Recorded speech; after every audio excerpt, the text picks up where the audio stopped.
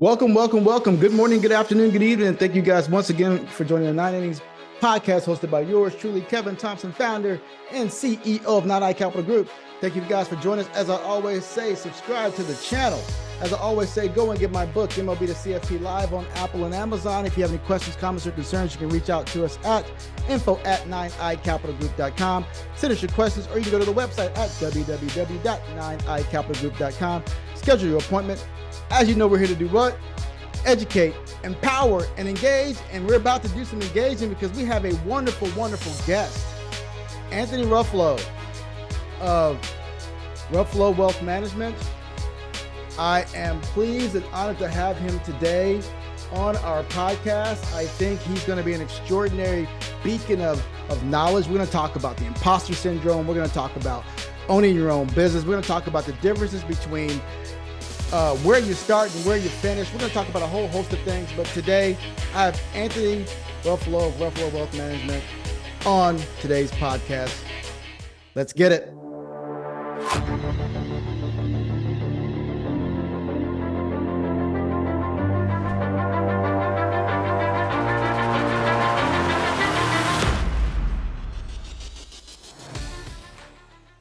We got Anthony Ruffalo on the podcast today. Hey, so let me start with this. And again, I've already got your introduction. Ruffalo Wealth Management. You've been doing this for quite some time. But before we go there, I bet you have a bunch of nicknames. And for me, right when I saw your name, I was like, man, I want to call this guy Tony Ruff.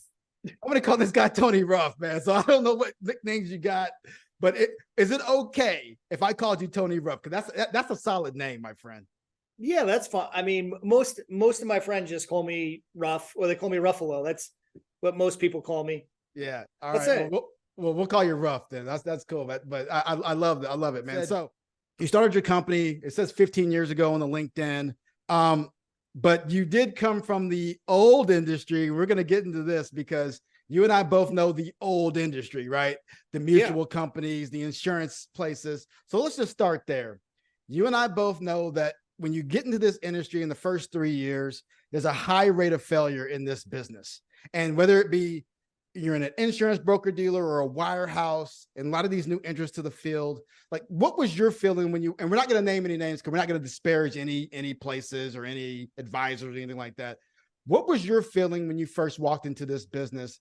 And then what made you transition to Ruffalo Wealth Management? So first of all, Professor West, I'd just like to say I appreciate you having me on the show. Hey, you know I'm running for president, right? I love it. No, I appreciate you having me on. And so I started 18 years ago. Mm-hmm.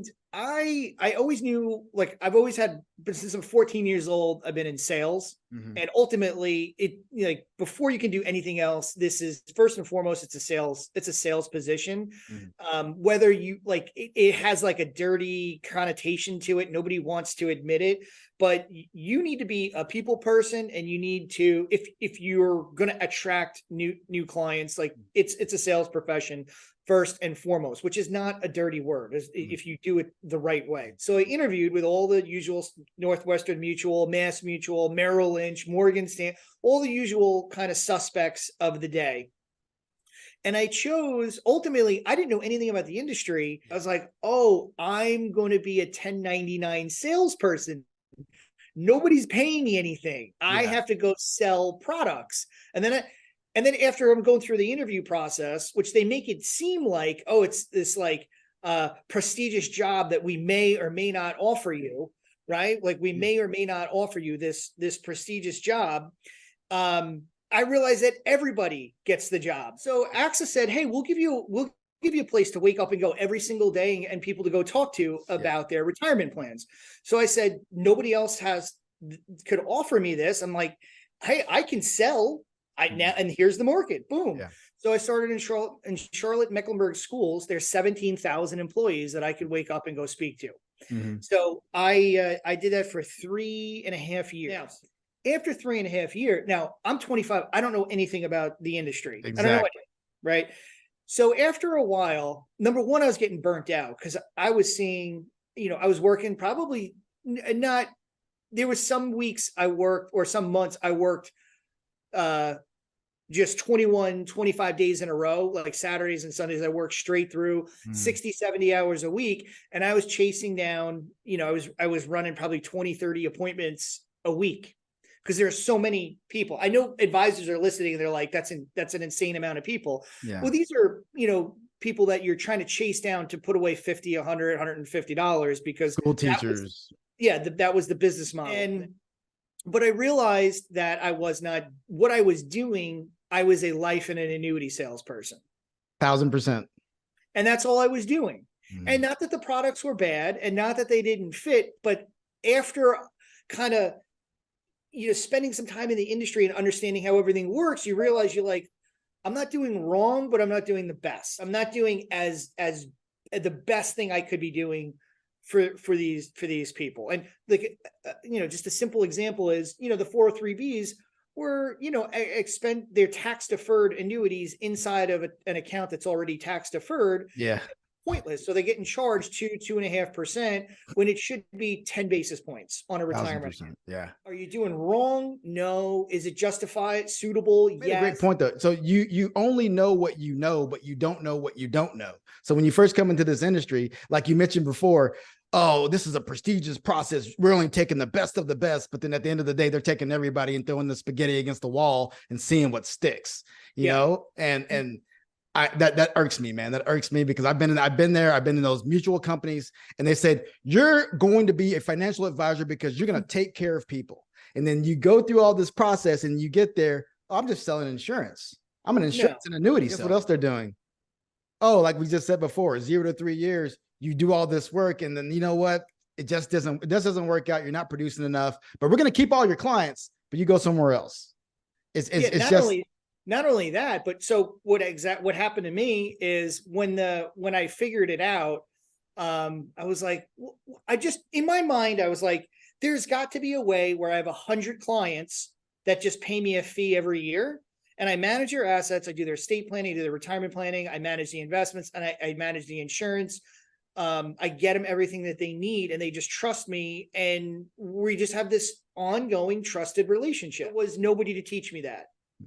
So I left and I joined a group of guys who were doing that, who happened to be on LPL's platform. And because I didn't know what an independent was versus a captive versus a wirehouse versus a bank and how the industry, it took me about 8 years of being in the industry to really understand all of the behind the scenes stuff. That's by design, by the way. That's all by design. So that takes us to everything being balanced together and being a true fiduciary. I've seen your stuff on LinkedIn. By the way, you do such a great job, man. And one thing that stuck out to me and that you helped me on, I'm going to tell you this right now.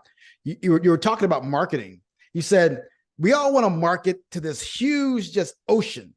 And you said, stop doing that and start in your own community. You said, go smaller, like start where you can in your own community, build a name there and then start branching out versus thinking, so I got to do a YouTube podcast. I got to do all this stuff just to throw it out there and see who sticks. No, start in your own community. And the reason why I say that is because I started thinking about that and I started in my own community and now I'm starting to get clients in my own community. My neighbors want to meet with me. So thank you so much for that tidbit of information, my friend, because I mean, you do such a great job with your content. You know where that comes from is just but years of being in the industry and going to conferences and you see, podunk, Jerry from small little farm town. You're like, that guy manages $300 million. Yeah. And you're like, yeah, well, he's the only guy in his town. And they're like, there's like 47 people in his town. Yeah, but he manages it for everybody. Yeah. So that was the kernel that made years ago that made me think like that. Like just market look, because that's where you get this digital work. People think they're going to do a podcast or they're going to do YouTube stuff and just people are going to start lining up at the door. And that is just not the case. There's a different level of trust and confidence that comes in when you're local, when people jokingly say when they transfer their life savings over and I have a storefront, like, no, it's fine. I know where to find you. Like if you screw anything up, I know where to find you. Yeah. And they're joking. they're joking, ha ha ha. But there is a subconscious piece in there that makes them feel more comfortable. tell people this all the time. I said, the only reason I do podcasts and all the videos is because that's more of like a self-interest for me. That allows me to kind of bloviate and just put it out there.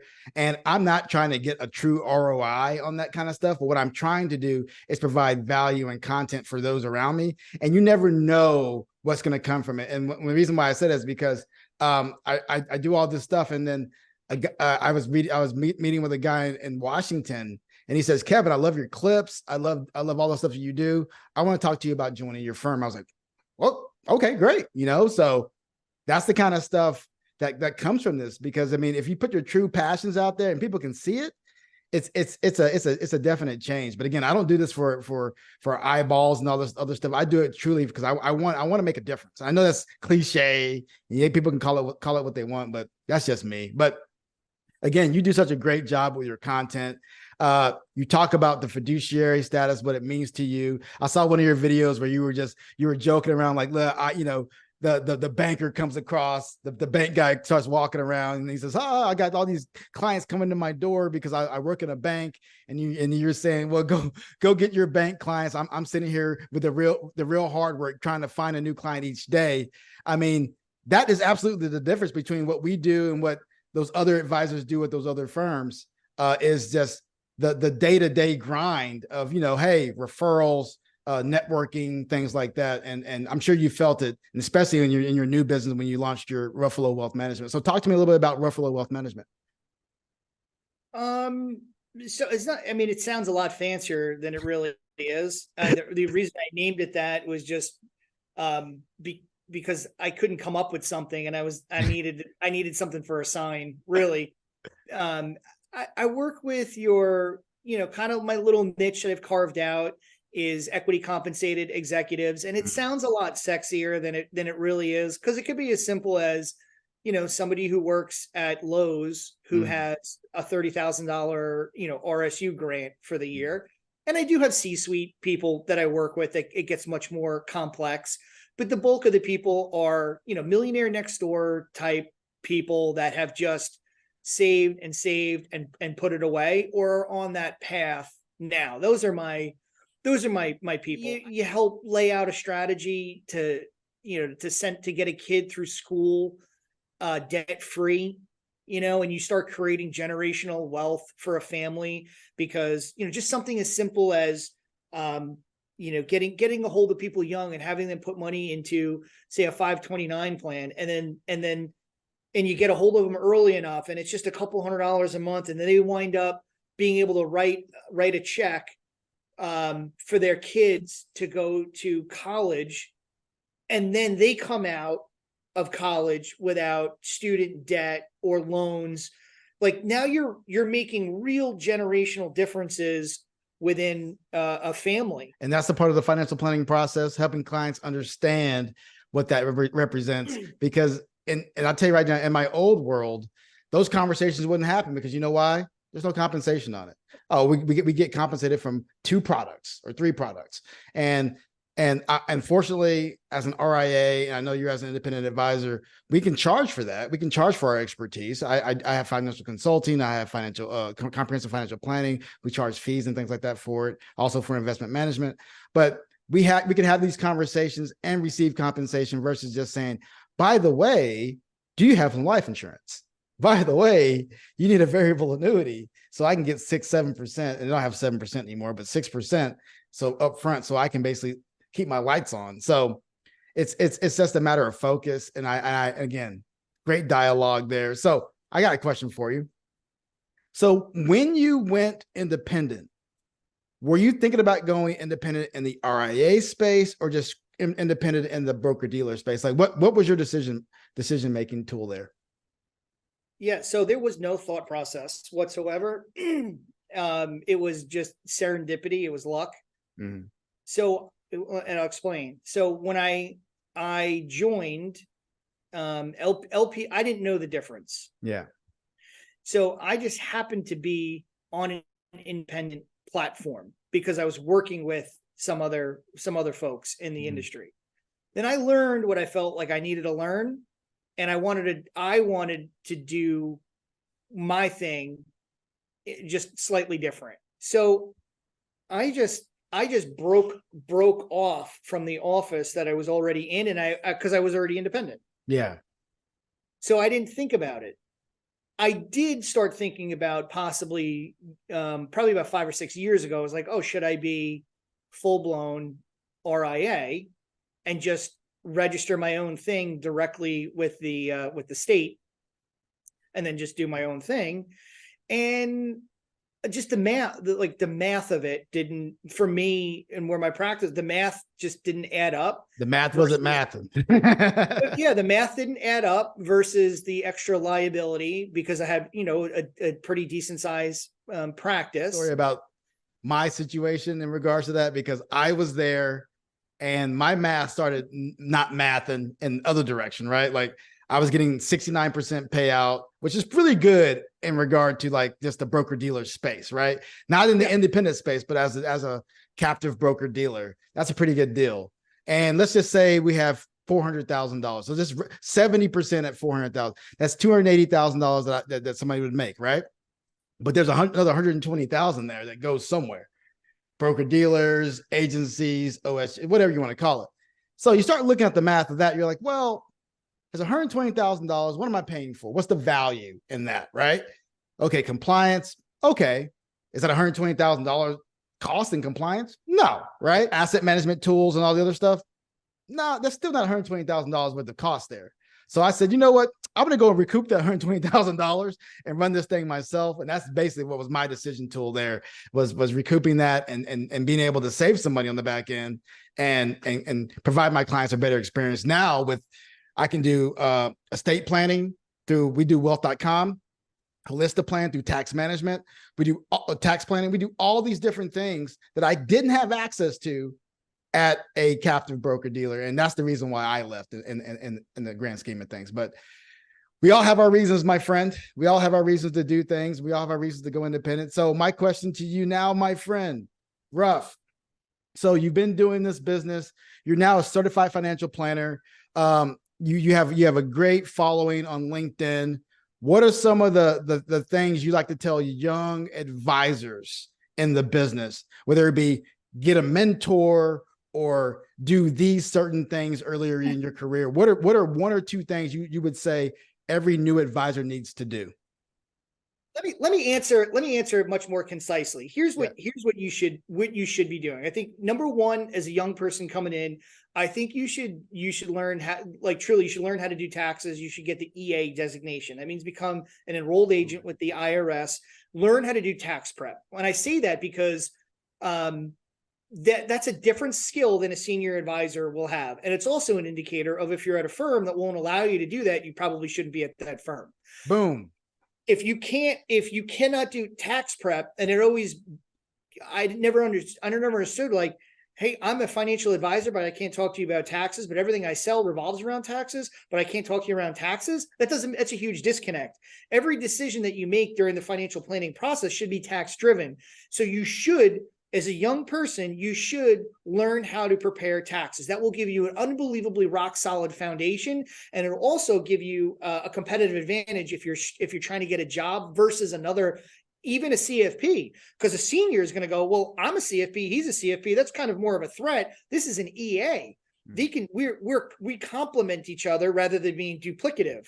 So I'd rather look for a new skill set to bring in and add to the practice. And then I can grow the planning side. That would be number one. And number two, if you're feeling that imposter syndrome, it's fine. As long as you have clean credit, you have a written financial plan, and you are saving something on a monthly basis and not being a credit card criminal running up debt. If you're doing those three things, then I think you can look somebody squarely in the face who's older with money and say, these are the things that I'm doing. I'm not there yet, but I'm on the right path.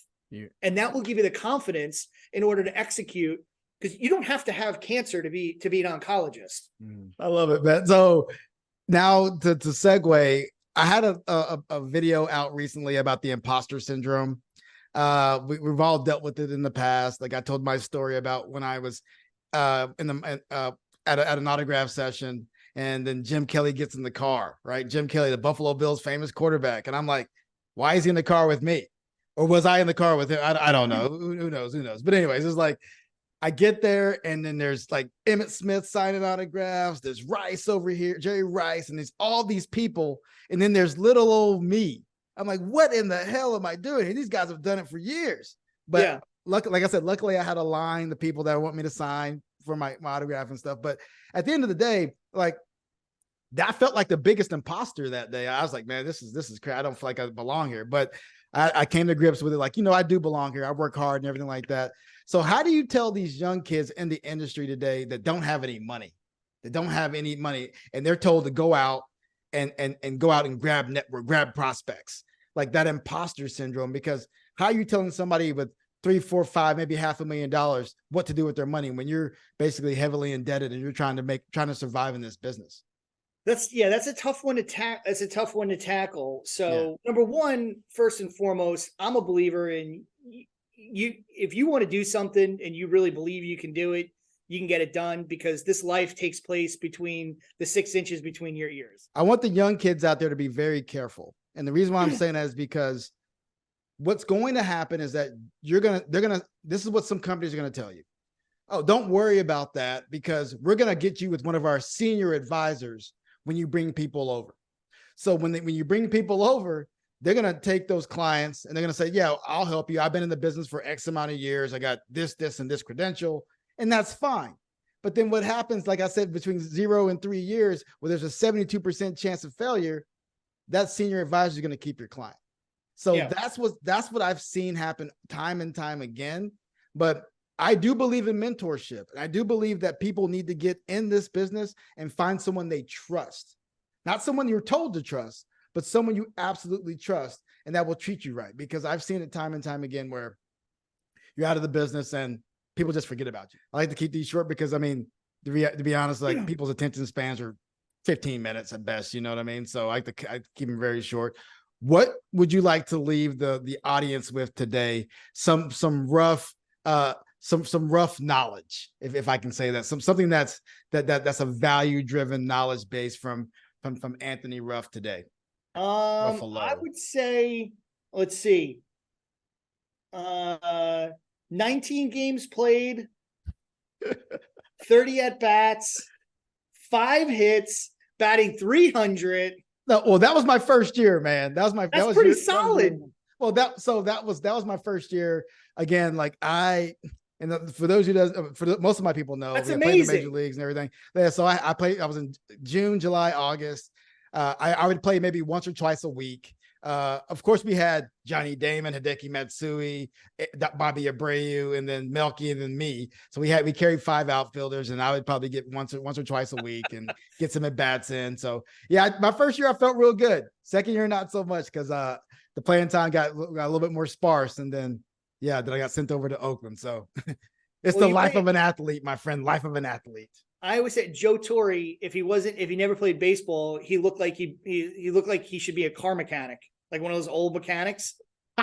Joe Torre's a great dude. Like, again, I forgive him for forgetting to put me in a batting practice group that one day I was starting. I think it was in Toronto. Forgive you for that, Joe Torre. But again, it did hurt my feelings because I do feel a certain way. And of course, I feel a certain way because I'm talking about it right now. It's like 15, 20 years later. You should be proud of that. That's a blessing. It's a tremendous accomplishment. People think it, I mean, you got blessed with some genetics, but more importantly is the work ethic. Oh yeah. Yeah. And I take that same work ethic from that into this business. My wife tells me all the time, you work too much. And that's not work, it's love.